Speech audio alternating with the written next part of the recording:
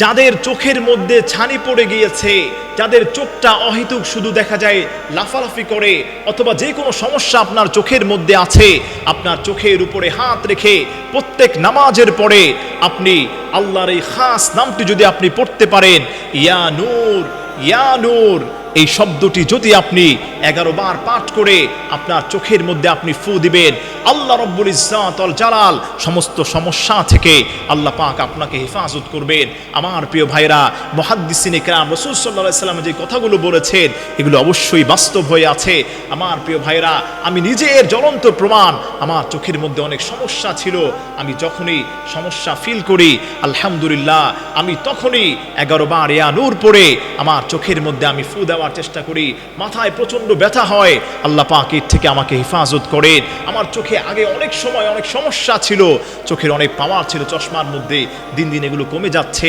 আল্লাহ পাকের এই খাস নামগুলো পড়ার কারণে আল্লাহ পাক আমাকে হেফাজত করছেন। এজন্য আমি আপনাকেও বলছি, আসেন, আপনার চোখের মধ্যে আপনি কম দেখছেন, অ্যালার্জির সমস্যা দেখা দিয়েছে, চোখটা উঠে যাচ্ছে বারবার, আপনার চোখের মধ্যে ছানি পড়ে গিয়েছে, অপারেশন করার জন্য ডাক্তার বলছে, আপনি চোখে কম দেখছেন, আপনার কাছে আমি বলি আপনার ডান হাতটাকে আপনার চোখের উপর রেখে আপনি পড়বেন ইয়া নূর ইয়া নূর ইয়া নূর, হে আলো দানকারী। যদি আপনি এভাবে পড়তে পারেন, পড়ার পরে আপনি আপনার চেহারার উপর হাত রেখে আপনি ফু দেওয়ার চেষ্টা করবেন এই চোখের উপর, আল্লাহ রব্বুল ইজ্জত ওয়াল জালাল আপনার চোখের সমস্ত সমস্যা থেকে আল্লাহ পাক হেফাজত করবেন।